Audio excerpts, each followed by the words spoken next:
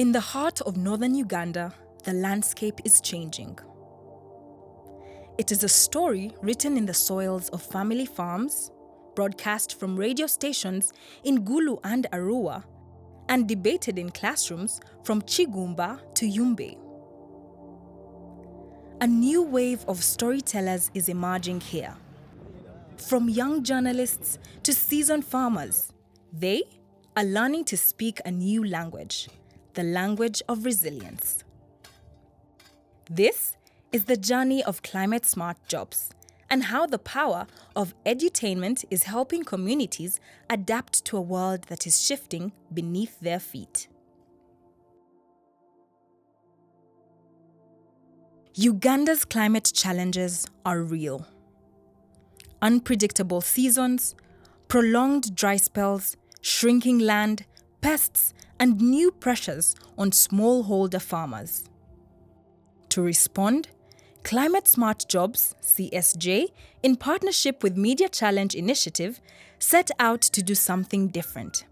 Empower journalists and young creators to tell better climate stories, use drama and local language entertainment to translate knowledge, and take climate-smart agriculture directly to the people. The presence of Media Challenge Initiative in northern Uganda in partnership with Palladium to empower smallholder farmers with climate change information through radio drama is very close to our hearts, because this is our creative way to contribute to providing accurate, factual, but also relevant information through a model that is very relatable to the community, but also can help us take this information straight to the community so that they can make informed decisions. The smallholder farmers can make informed decisions about their farming seasons, but also how they can combat climate change. This is a project built on collaboration, blending science, gender and social inclusion, journalism, agriculture, and community knowledge. The journey began with hands-on training for radio journalists from Yumbe, Arua, Gulu, Chiriandongo, and content creators from across the region. Experts from CSJ, gender specialists, climate-smart agriculture trainers, and production mentors guided participants through a new approach to storytelling.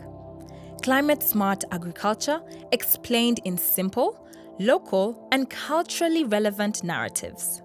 So Media Challenge Initiative is in Arua, and we are here to empower local content creators and journalists to be able to tell stories with authority around climate change. We have a very big work to do to make sure that we localize information, at least to that language that the community around understands very well, using simple terms, and even using the community members themselves to send information to others. We understand things when they look so similar to our daily activities, what we do. So storytelling or drama or creation makes the climatic changes topics or the issues easily relatable to the people, and they can easily understand, and they can easily also learn from it. Test the script with smaller listener groups before airing. It's very important just for you to understand how would people interpret this. Just even testing amongst ourselves here. Journalists learned the Fumvudza model, improved goat breeding, local climate risks, gender equality and social inclusion principles, how to design edutainment for radio. And with the training complete, the real creativity began. From the training rooms came something powerful: new radio dramas, scripted in local languages, carrying familiar voices and relatable stories. In Yumbe, in Kiriandongo, in Arua, in Gulu, producers and journalists created original dramas rooted in real local challenges. unpredictable rainfall, declining yields, conflict in households around labor, gender dynamics, and community pressures. These radio dramas are so important because a radio, anyone can afford it. There are some people who think that whenever they have a small piece of land, they can get nothing. That such kind of drama can help them and give them morale of continuing with digging. The more you play dramas, the more they learn many new things. I was told by a friend that there was going to be this audio drama. It's not something you can just wake up and say, I'm going to say this, I am going to do this. It's actually, it requires preparation. The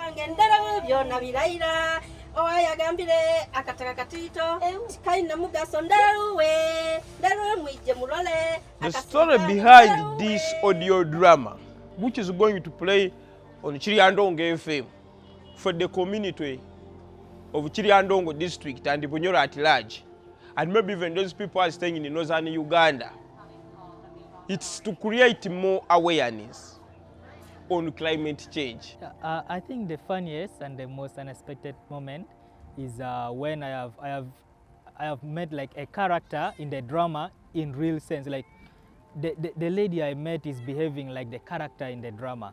So everything in that drama it is like we have brought out that lady and like we have known her before the story. So it's very funny for me because her character is just about like the character I have imagined in that drama. So this drama is really so important for Yumbe because it is now a changing point. Bidap de hajalanna gamulu. Gairu muktanna. We advocate. Like right now we are actually trying to advocate on climatic change, how we can overcome that. This is the purpose why we formed, we actually rely in drama. Our boys are going to raise to other people who have never even had our boys once a time. That's what is making me to feel very happy today that our boys is going outside so that other people who are outside, they can also get our boys, our information. For many listeners, this was the first time climate-smart farming had been explained through characters they recognized. Farmers like themselves, families they understood.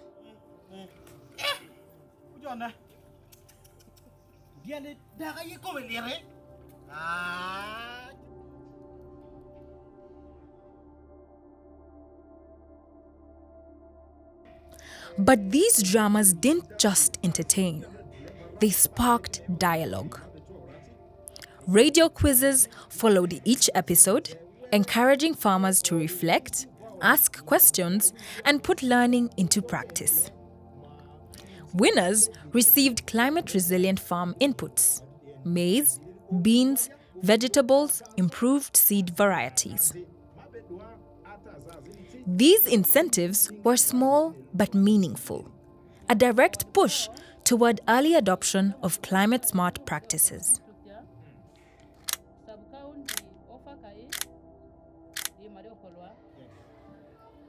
In Gulu, more than 200 students gathered at the East African Institute for Management Science.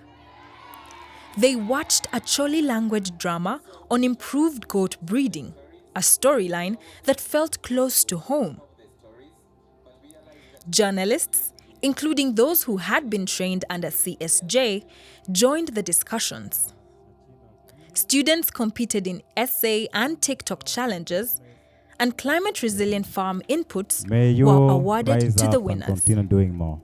So I just kindly urge you, as you're watching the drama, please be very attentive, because that is where we're going to ask the questions. Crisis in northern Uganda, mostly for the past 3 years. Then it was also about... We have a winner, and this is cabbage. Huh? This is cabbage. I think Kilama first, he was using the traditional methods of farming, but Akelo was using a modernized farming method. Lakot, sorry. Lakot was applying modernized farming methods that made her breed quality, and the growth was also okay, and it was highly demanded. Thank you. Let's clap for her. Today it was an amazing day, a very good day that I was honored. I won in this essay competition. Though I didn't expect it. Even I think the whole team that won, we weren't even expecting it. But it was a great day. We thank God that it was colorful. We also learned more things. We are gifted. We had gifts from the people from the team who came, the Media Challenge Initiative and Climate Smart Jobs. So it was particularly a good day. We are going back home with money. We are going back with seedlings. It was particularly all good. In Amuru, the project returned to the very community where the drama had been recorded. More than 200 farmers attended, including local leaders, the district production officer, and private sector partners like Engineering Solutions. After watching the drama, farmers participated in a lively quiz, followed by a panel discussion led by CSJ and members of the local farmer group, BENAPS. The goats showcased at the event pulled in curious crowd members, raising interest in improved breeding techniques. Community leaders called for wider adoption of climate-smart practices, recognizing the impact of relatable content delivered through entertainment. This is a very good eye-opener to our local people here, because most of our farmers here, they are smallholder farmers who are always involved in farming for domestic consumption only.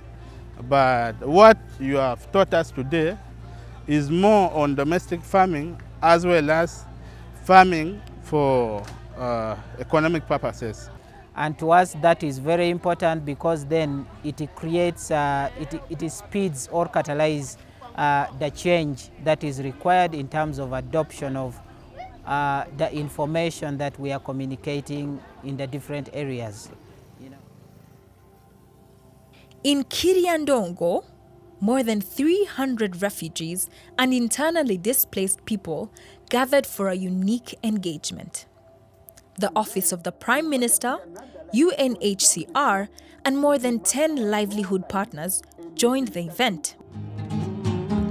The program blended entertainment from Arab community groups, a screening of an Arabic language drama, and practical sessions on Fumvudza, the small plot farming model now spreading across Uganda. A demonstration garden was set up on site, allowing participants to see, touch, and understand the technique. So everything that we are doing is seeking to make sure that smallholder farmers are able to buy inputs and services at the lowest cost possible and sell their produce at the highest price possible. So we are very grateful for this activity, because it's directly impacting on the needs of both our refugees and the host community. I'm one of the persons during the monitoring of this model who really appreciated the way the model is impacting on a smaller scale.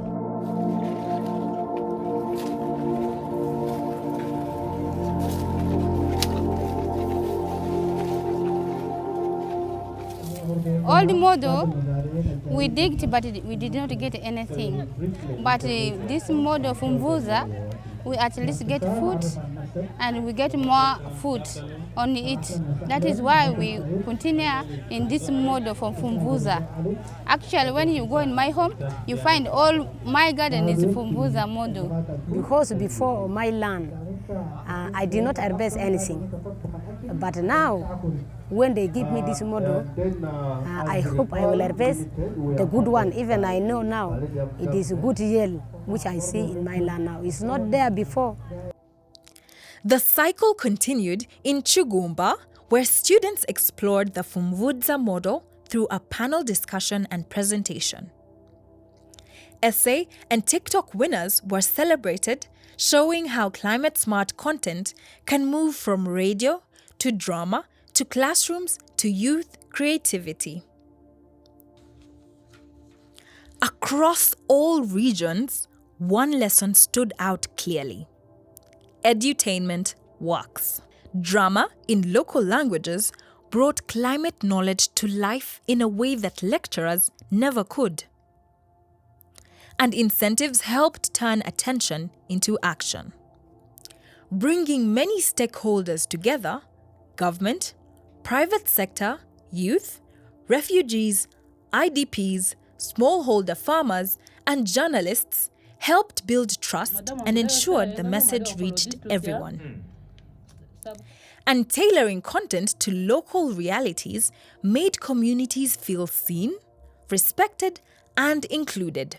By the end of the project, over 800 people were directly engaged: students, smallholder farmers, refugees, and IDPs.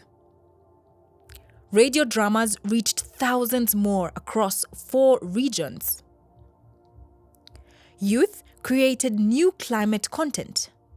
Smallholder farmers received practical inputs and stepped toward climate-smart farming. Refugee communities accessed climate information in their own languages. Journalists gained new knowledge and produced high-quality climate content for their audiences. Most importantly, communities felt included in the process. This is more than a project.